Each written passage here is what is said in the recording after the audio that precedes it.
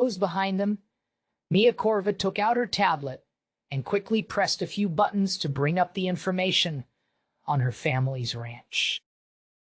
As a prideful smile filled her face, she passed her relatively large tablet to Sarah. Once the red-haired human had the tablet in her hand, her eyes slowly grew wider and wider, and her jaw fell lower and lower. Small sounds were escaping her mouth, but nothing even came close to forming words. However, her exasperated huffs and whining noises were enough to draw Mick's attention away from the large map on the wall of the elevator. As his eyes fell on the tablet screen, he instinctively reached out a hand to hold it and verify that what he was seeing was real. Scotland's national animal. Mick's outburst caused the heads of all three aliens to tilt in confusion. "They have unicorns!" Sarah suddenly screamed as she wrenched the tablet to her chest and began jumping up and down. The quickness of it caused the aliens in the relatively small elevator to pull back slightly. It wasn't necessarily unheard of for species to have convergent morphologies, assuming similar environmental pressures. In fact, besides the similarities between humans and Quizstar, there were several other sentient species who shared particular similarities, as well as an uncountable amount of vaguely similar non-sentient species. It was also common for sentient life to roughly predict what life in alien environments could be like.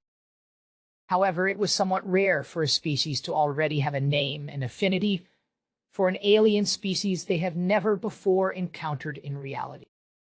"You'll have to excuse her. She is absolutely obsessed with unicorns," Mick explained to the deeply confused aliens. "That looks a bit more like an elk with a bigger mane." He tried to give the best comparison to Earth life that he could, but that is definitely a unicorn horn. "I need one." "Oh, one." Sarah had finally stopped bouncing and was now staring into Mick's soul with an intensity that almost frightened the aliens. "I swear to God, Mick, you don't even know how big they are. You know you're going to have to clean up after it, right?" Mick didn't even bother, holding back his laughter as he fruitlessly tried to talk her out of her deepest desire since childhood. "I don't fucking care." Sarah's response was equal parts confident and intense. "If I may," Mia Corva interjected while motioning towards the tablet. After a moment of hesitation, Sarah acquiesced and moved the tablet towards the taller woman. With a swipe of her finger, Mia Corva brought up another picture and explained with a deep sense of admiration, "That's me with our best stallion, Jaruka. He's won us several first-place prizes and has fathered an entire generation of showstoppers." The picture on the screen was of Mia Corva in an almost stereotypical jockey pose and uniform in front of a quite large ungulate that looked like it could be related to an elk. However, instead of the relatively dull, tannish-brown color of the previous example, this one's fur was a pattern of nearly translucent light blues and pinks and featured an almost sparkling golden mane. The large, decorated singular horn protruding from its forehead, intricate harness, and quite noble stance implied a creature that was both well cared for and knew its own worth. Despite the animal having obvious distinctions from the horses of Earth, this could undoubtedly be labeled as a unicorn. "Oh no," Mick muttered under his breath as he caught a glimpse of the picture. To his relief, the elevator came to a slow stop, and doors began to open. "You're rich now. You're buying me one." Sarah, in a matter-of-fact tone, while staring at the screen a moment longer before placing back in Miakorva's waiting hand. The way she had been making demands was if the events of 4 years ago hadn't happened. "I'll send you the details," Miakorva said in a half-joking tone towards Mick. With a playful wink, she motioned for the humans to follow her as she led the group out of the elevator. In comparison to the previous section of the ship, this new area was far more lively and actually had people moving about. In fact, the total number of beings Mick and Sarah saw was somewhat surprising to them. As the humans and First Contact team made their way into the fairly dispersed crowd, the pair of humans were struggling not to stare at the few new species they saw. Though it seemed like roughly half of the beings were Quiztar women of various sizes, there were at least a dozen other species in the area. As the group slowly made their way through the much larger hallway and towards their ever-approaching destination, it was clear that they were in a spin-gravity section of the ship. Though they couldn't feel it, the slight upward curvature of the distant hall in front of them was a clear giveaway. As they continued on, the atrium-like hallway began to close in and separate towards more cozy-looking areas. It was as if the architect had intended for the ship to almost pull people towards their intended destinations. "This is the ranking officer and esteemed guest habitation section," announced Tarky as the group approached, and she motioned towards the other two non-humans. "Mia Nan, my dears." Her voice carried hints of exhaustion. "Would you be so kind as to continue on without me? I fear all this walking has left my legs quite sore." "Of course," responded Nan, without a moment's hesitation. "Yeah, don't wear yourself out on our behalf," Mick commented with a reassuring smile. "Next time you can just ride on my shoulders if you want," he added with a chuckle that forced Tarky to roll her eyes slightly before bidding farewell and flying off with surprising grace. As the humans were led to their rooms, the two made comments about the art on the walls of the hallway and asked questions about certain design choices. Those choices in colors, patterns, artworks, and select plant life created an environment that made one feel naturally relaxed. Even though it was obvious that the base structure was some sort of modular, mass-produced system, the facade was incredibly detailed. As it was explained to them by Nan, all of the decisions made by the being who designed the ship were done consciously and carefully, particularly this area. Even though Mick had no intention of staying in the room, beyond possibly a single night, just to see what it was like, he still felt himself be welcomed by the aesthetic of this area. He was internally debating if he should take up the opportunity to spend at least a few nights in the alien ship. In all honesty, his animals wouldn't mind being away from him for a night or two, as long as they were well fed. Before he could decide one way or another, the group finally arrived at their destination.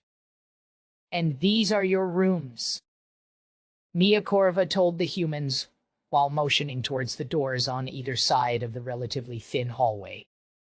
"The layouts are mirrored, so seeing one is seeing the other." "I'll take this one," Sarah proclaimed with an excited voice as she skipped towards the door to the right. When Miakorva turned to follow her, Mick could see the Quiztar's eyes wander a bit lower than they probably should have, and her light purple freckles light up for just a moment.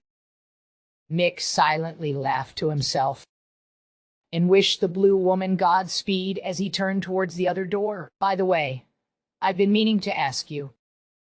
Mick's question was directed towards Nan as they both started walking towards the remaining choice. Is the Nanabajo look just a coincidence, or... What had spurred the question was the shape-shifting, vaguely human with rabbit ears appearance that Nan was sporting, and the supposed long-term relationship they had with the Nishnab. Mick was well aware of the legends of Nanabajo, as were all of the children who grew up on Chaos Station. This deeply rooted and surprisingly ancient part of many eastern woodlands, Native American traditions had evolved into a form of long-running children's stories on the station. Though Mick was aware of the prevalence of the character in his own nation's history, he was unsure if that had continued on as a part of his abducted kin's modern culture. Oh no, I very much intended to copy the mythological figure Nanabajo. Nan replied, "On my knee, in this show, so. Nan, my designation is 717-406, or in my people's original language, Ni-A-A-M, Ni-Mo-Zo-O, or Nan." The vaguely humanish face seemed to smile, despite not having a true mouth. One of its two rabbit-like ears even flopped a bit, as if to further express the playful expression. "But I am very excited to hear that the legends have survived on Earth.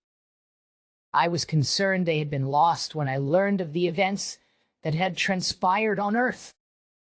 That's one of the ones that definitely survived," Mick somewhat proudly stated as the pair reached the door to the room. "But I'd rather not go down that road at the moment.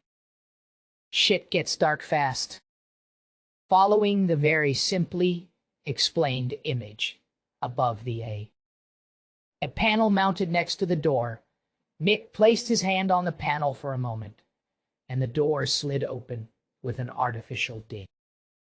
While stepping inside, the expression on the human's face didn't change all that much, but he was impressed. The room was very much a sort of penthouse suite, and incredibly well furnished considering the various amenities easily seen.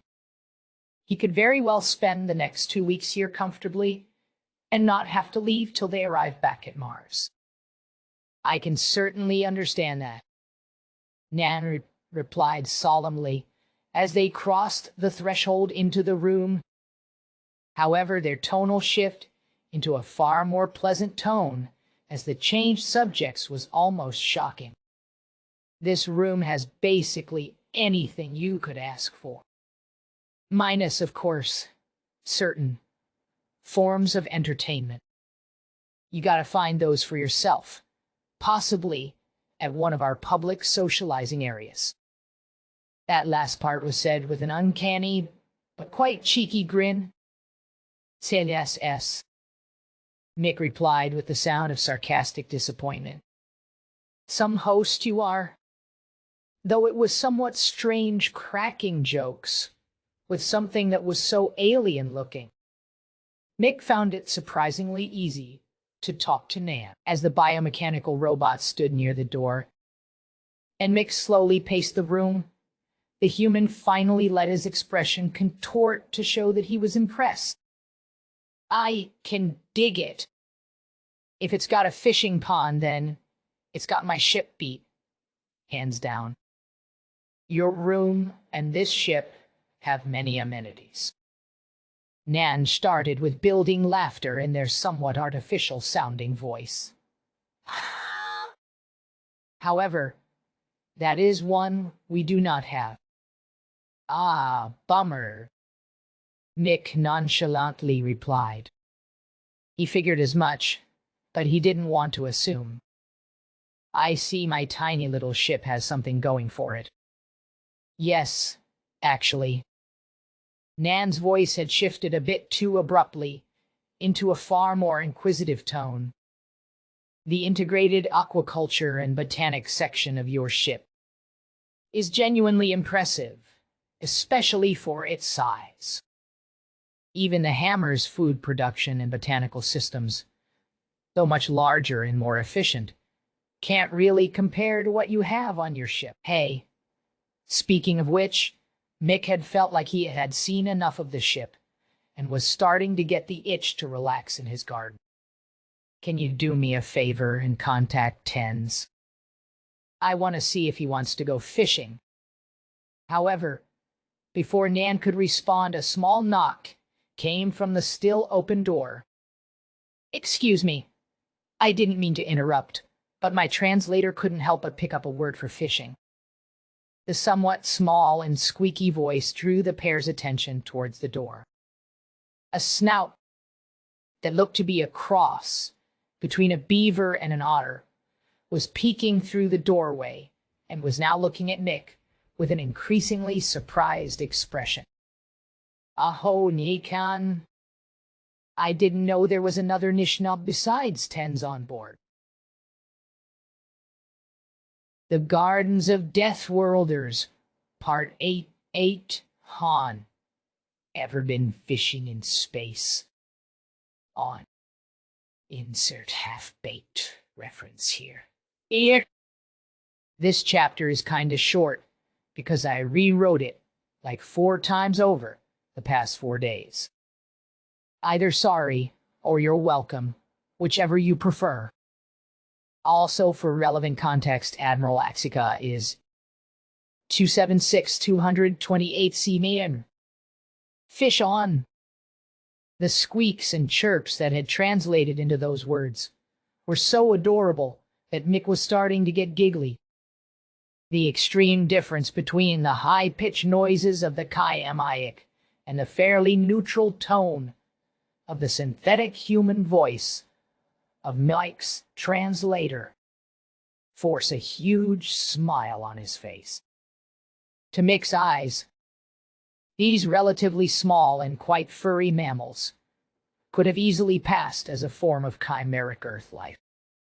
They almost looked like someone spliced the DNA of a giant river otter and an American beaver, and they somehow sounded like both at the same time. It was obvious by their demeanor and mannerisms that they were adults deserving of adult treatment.